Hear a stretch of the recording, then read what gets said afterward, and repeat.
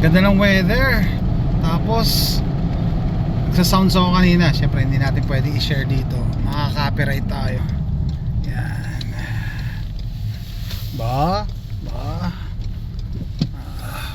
Legal defense for self-defense.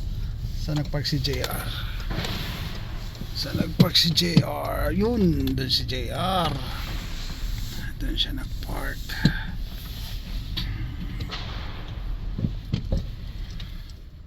Dito tayo papark sa ano. Dito na lang ang papark sa ano. Gusto ko sa papark ako dito, mas malapit.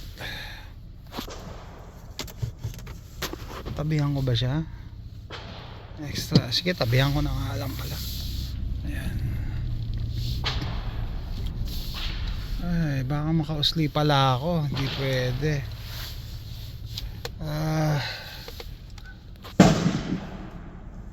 Maharangan ko ba yan? Maharangan ko siya? Yan, pag nagpark ako sa tabi mo? Ay, hindi naman. Ay, hindi. Ay, oo. Parang mahaba yung... Oo nga eh. Medyo mahaba siya. Kaya nga, sige. Palit. Double ear pro ko yan. Oh, sige, sige.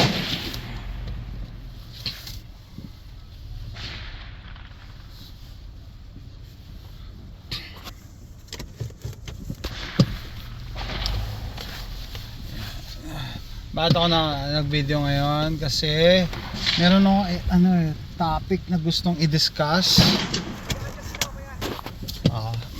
Meron akong topic na gustong i-discuss, baka makalimutan ko. Ayan. Ayusin ko lang yung parking ko, no? Ayusin ko lang ang aking parking.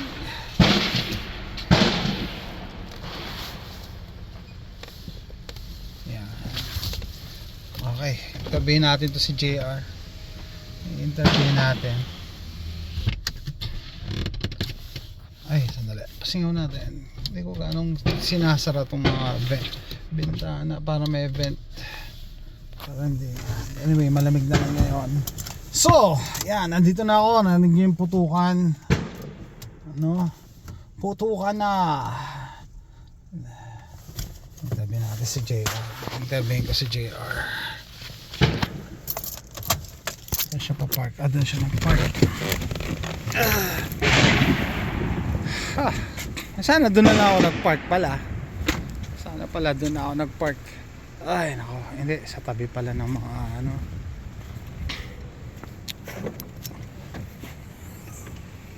Dito tayo.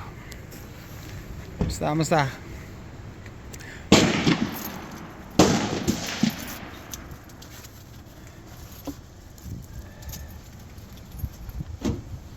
Ano ipuputok natin?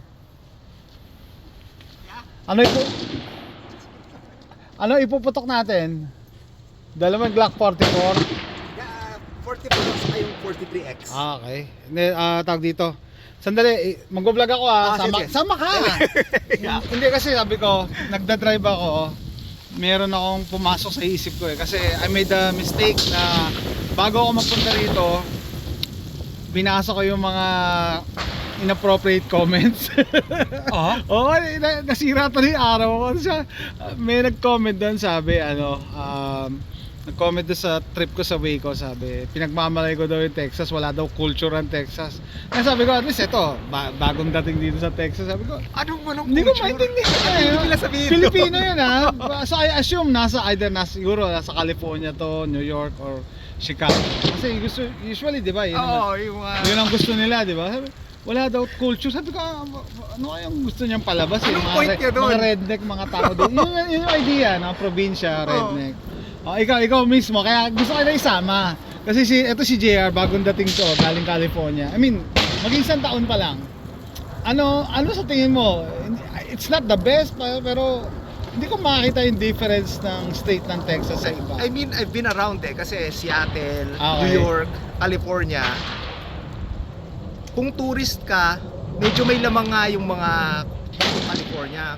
Okay. Pero para sabihin mo na walang kultura yung Texas, ano yun? Kung tututusin nga, ito nga yung pure na Amerika kasi nandito yung freedom. Yeah, yung freedom. Nandito yung values na kung Kristiyano ka, Oo, tama. malalaman mo na pag may pinalaki mo yung anak mo dito, hindi siya may expose sa mga bagay na Oh. hindi tuwid. Yeah, dito may takot sa Diyos Oo, dito may eh. takot sa Diyos yung mga tao dito. Oo. May hindi lang kultura, Tsaka talagang may values talaga. May respect din sa other people. Oo. Magagalang, di ba?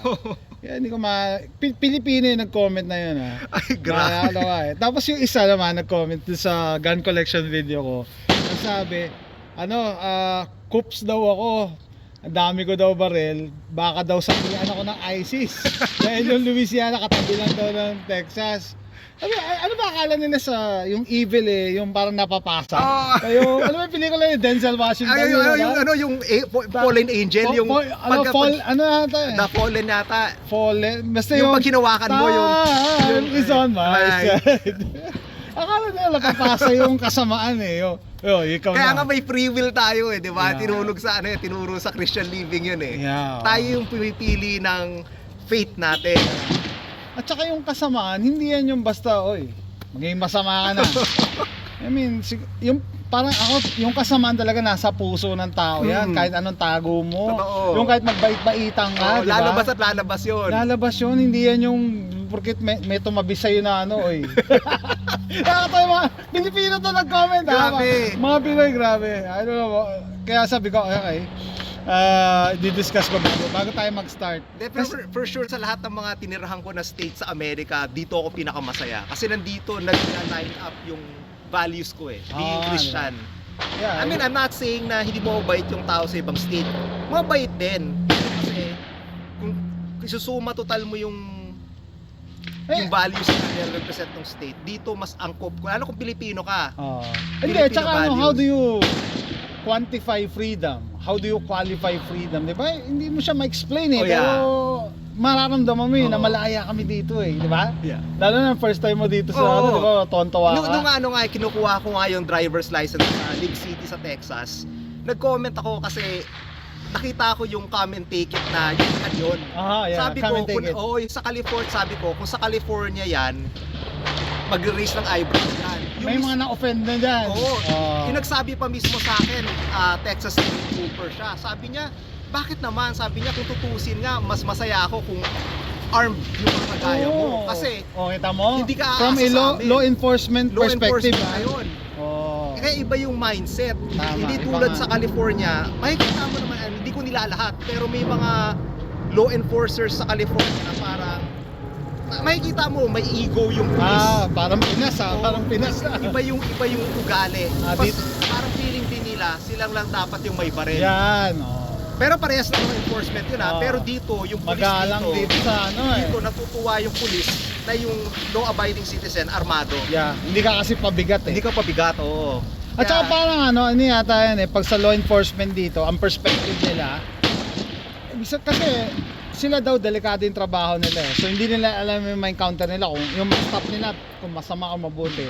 Pero pag nalaman nila na ikaw is legally armed, mako-cross out ka na hindi ito yung kalaban na pinakahandaan natin. Definitely. So mas safe. Anyway, yun lang Sabi ko baka makalimutan ko, meron pa kami pag-uusapan dito. Ano yung puputok natin? Glock 44 definitely. Tapos papakita ko sa kanya yung yung pinaghirapan ko. Thank you.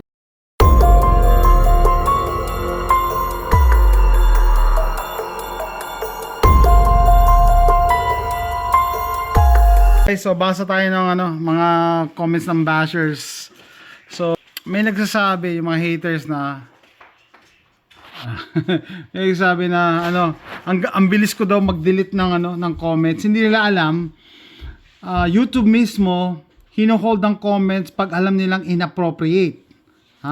Hindi kaaya-aya. Yan, so tingnan natin yung mga naka-hold na comments. So dalawa yung yan, naka-hidden pa hidden. So akala nila ako yung yan. This may contain language that is considered offensive. So tingnan natin. Ito dalawa, kakaiba tong dalawa eh. Ito malupit yan. Baka pasukin ng ISIS utak mo niyan. Yung sa taga Orleans, taga Houston, dami pala dyan ISIS. That is not true, Tsaka yun nga nakakatawa. Yung kala nila yung evil kasamaan napapasa. Ipapasa lang daw, parang papasukan lang. Tsaka ito pa, May isa pa yan, ito, si Pogi.